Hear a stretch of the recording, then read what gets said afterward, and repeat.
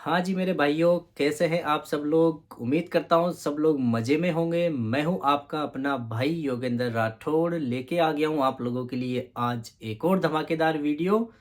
ऐसा वीडियो जो आज तक आपने ना तो सुना होगा ना किसी ने आपको बताया होगा। तो इस वीडियो को बड़े ध्यान से सुने, अच्छे से इसको समझें ताकि आपके लिए काफ़ी ज़्यादा हेल्पफुल हो सके। तो बिना किसी देरी करते हुए आज के अपने वीडियो पे आते हैं। तो आज का बेसिकली मेरा टॉपिक होने वाला है कि ओईटी की जो फेलियर रेट है वो इतनी ज़्यादा क्यों है। मोस्टली जो लोग हैं ओईटी में फेल क्यों होते हैं। आप भी सोच रहे होंगे यार सर ये टॉपिक तो आज तक किसी ने नहीं बताया, आप हमें ये ऐसी बातें क्यों बता रहे हैं, आप हमें नेगेटिव चीज़ें क्यों बता रहे हैं।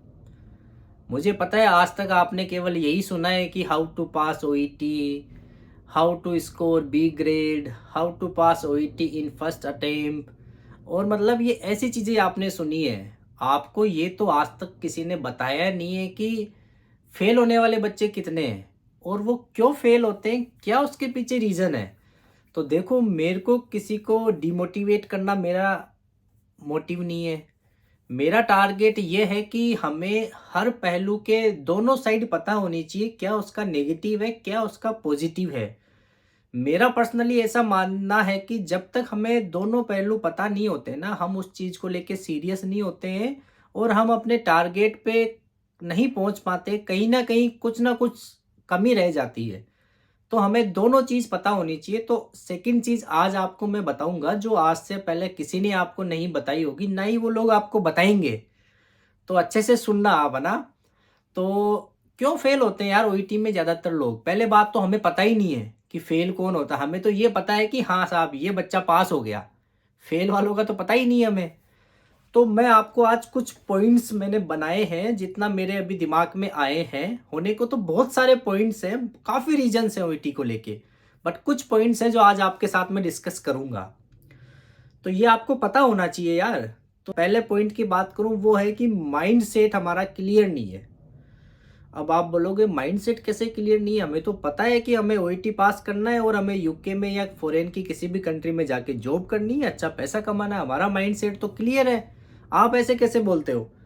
माइंडसेट क्लियर से मतलब है कि हमें यही नहीं पता हमें क्या करना है और हमें कब करना है, कौन सा स्टेप हमें कब लेना चाहिए, कौन सा स्टेप हमें कब लेना चाहिए, ये चीज़ें हमें नहीं पता। हमें काफ़ी कुछ चीज़ों का नॉलेज है ही नहीं, जिसकी वजह से हम मात खाते हैं या कहीं ना कहीं हमारी वो चीज़ें फेलियर की तरफ जाती है। जैसे मैं बात करूं, अब आप ओईटी की बात करें कि साहब फिर हम फाइनल ईयर में हैं, जैसे कि हम नर्सिंग पास आउट हो चुके हैं। अब हमने अब हम क्या करेंगे, हमारे पास में सोर्स क्या है या हमारे पास में ऑप्शन क्या है। हमने ओईटी कहाँ से सुना, हमने ओईटी सुना यूट्यूब से, हमने ओईटी सुना सोशल मीडिया से। स्पेशली मैं नॉर्थ इंडियन लोगों की बात कर रहा हूँ, साउथ इंडियन लोग तो काफ़ी समझदार हैं, वो बचपन से ये चीज़ें देखते आए हैं, तो वो लोग इन चीज़ों में मात नहीं खाते हैं। मैं ये नहीं बोलूँगा कि वो लोग फेल नहीं होते हैं, वो लोग भी फेल होते हैं।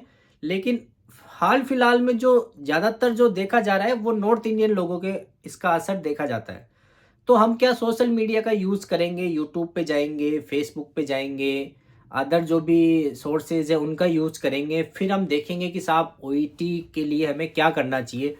फिर वहाँ आपको वीडियोज़ मिलते हैं कि साहब ओईटी के लिए आपको कोचिंग करनी चाहिए।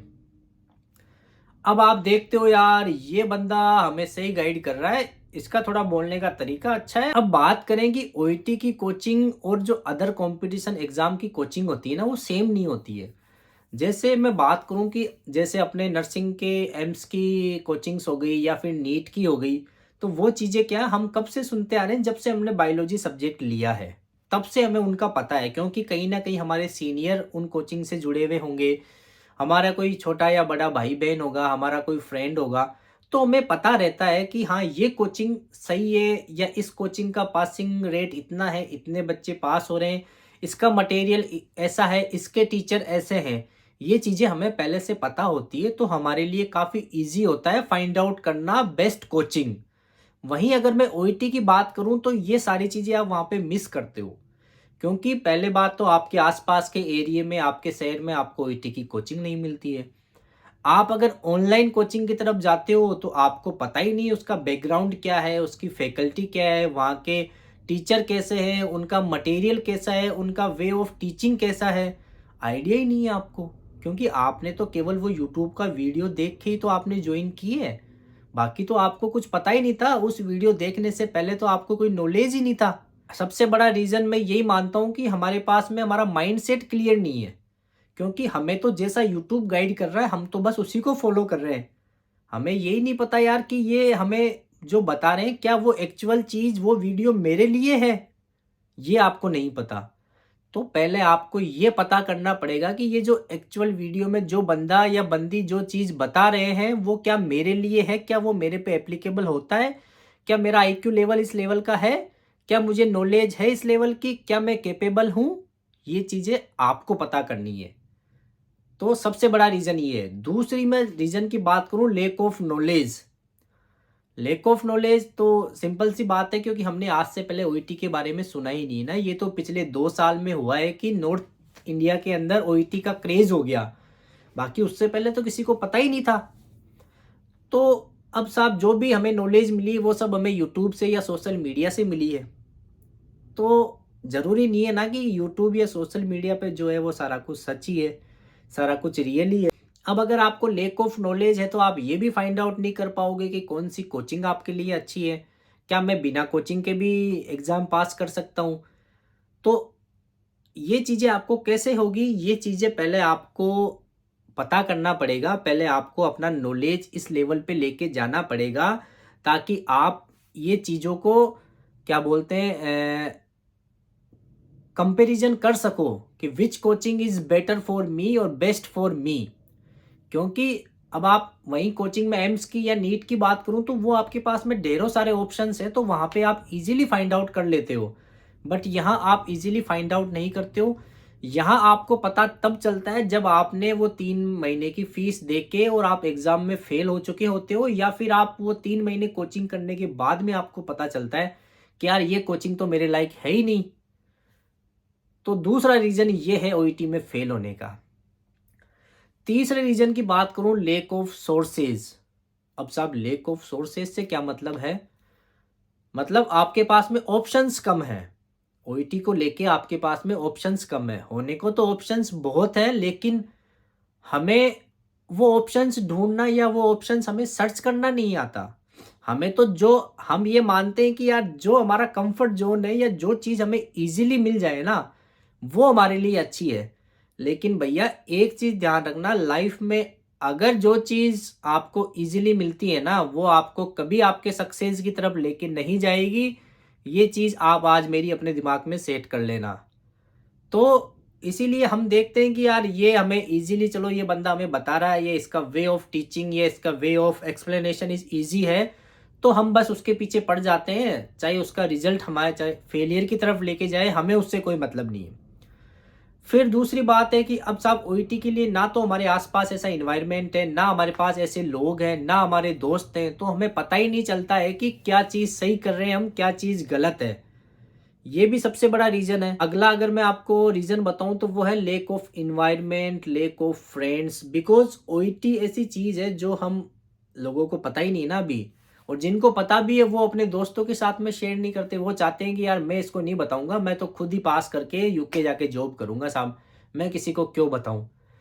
तो मैं ये मानता हूँ कि जब तक आप एक अपना फ्रेंड सर्कल नहीं बनाओगे ना, आपको चीज़ें पता नहीं चलती है। आपके फ्रेंड से, आपके फैमिली मेंबर से, आपके सीनियर जूनियर से आपको काफ़ी कुछ चीज़ें सीखने को मिलती है। तो मैं मानता हूँ एटलीस्ट 1 या 2 बंदे आपके पास में ऐसे होने चाहिए जिनके साथ आप चीज़ें डिस्कस कर सको, ताकि आपको जो डिसीजन लेने में आपकी काफ़ी वो हेल्प करें और आपको हेल्प मिले। वरना हो सकता है आपका डिसीजन या आप जिसको फॉलो कर रहे हो वो गलत चीज़ है, वो आपको बाद में पता चलेगी जब आपका टाइम निकल जाएगा। तो क्या मतलब है यार, टाइम निकलने के बाद हमें चीज़ें पता। फिर अगली चीज़ की मैं बात करूं, हमारे पास में लेक ऑफ कॉन्फिडेंस है। स्पेशली नॉर्थ इंडियन लोग जो कि हिंदी मीडियम से, इंग्लिश के नाम से वैसे ही डर लगता है, तो उनमें कॉन्फिडेंस आता ही नहीं। उनको तो लगता है कि साहब ये फलानी कोचिंग या फलाना बंदा ही हमें पास करवा सकता है, वरना तो हम पास ही नहीं होंगे। क्योंकि उनमें खुद में कॉन्फिडेंस नहीं है ना। कॉन्फिडेंस कब आएगा? कॉन्फिडेंस भैया तभी आएगा जब आप में खुद में कुछ करने का जुनून होगा कि मुझे तो साहब ये चीज़ करनी है, और आप उस चीज़ के पीछे पागल हो जाओगे ना, तब वो चीज़ आपको अचीव होगी। वरना तो लोग काफ़ी बैठे हैं जो आपके पैसों का इंतज़ार कर रहे हैं कि कब आप उनको पैसा दो और कब वो अपनी मौज मस्ती कर सके। उनको मतलब नहीं है आपके पास होने से या आपके फेल होने से, क्योंकि उनके तो भैया हर 15 दिन में, हर 1 महीने में नया बैच आता है। आपके जैसे सैकड़ों बच्चे और आएँगे उनके पास में।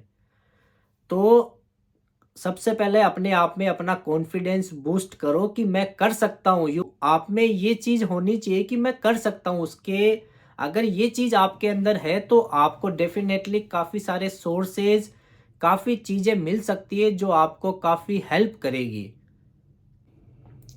फिर उसका एक जो रीज़न मैं ये मानता हूँ कि हमारे पास में लैक ऑफ गाइडेंस है या लैक ऑफ टीचिंग है। मतलब जो हम कोचिंग सेलेक्ट करते हैं या जो हम इंस्टीट्यूट सेलेक्ट करते हैं, चूज़ करते हैं, हो सकता है वो हमारे लायक ही ना हो, उसकी फैकल्टी हमारे लिए अच्छी ना हो, उसका मटेरियल हमारे लिए अच्छा ना हो, उसका एनवायरनमेंट हमारे लिए अच्छा ना हो।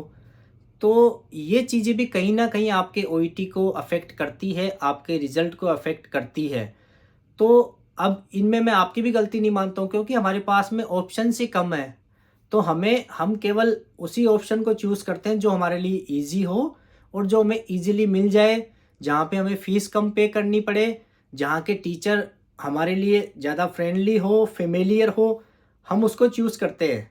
हमें ये नहीं पता कि उसका रिज़ल्ट कैसा होगा, कल को हम फ़ेल होंगे कि पास होंगे। तो ये चीज़ें भी कहीं न कहीं मैटर करती है। तो इन चीज़ों में भी आपको अपना डिसीज़न है सोच समझ के लेना पड़ेगा, आपको अपना टाइम लेना पड़ेगा। किसी पे ब्लाइंड ट्रस्ट करके मत जाओ यार आप लोग। सुनो सबकी, डिसीज़न आप अपना लो। कंपैरिज़न करके देखो, ऑप्शंस आप चाहोगे तो आपके पास में ऑप्शंस आ सकते हैं। जैसे आज आपको यूट्यूब पे ये ऑप्शन मिला है, तो आप और सर्च सर्च करोगे तो हो सकता है आपको और भी ऑप्शंस मिले, ताकि आप कंपैरिज़न कर सको कि which one is better for you. तो मैं मानता हूँ ये भी एक वन ऑफ द रीज़न है कि हम ओईटी में फ़ेल क्यों होते हैं, कि हमारे पास में इंस्टीट्यूट है, वो हमारे लायक नहीं है। ये सारे कुछ पॉइंट्स हैं जो मुझे लगता है कि फेलियर की तरफ लेके जाते हैं लोगों को।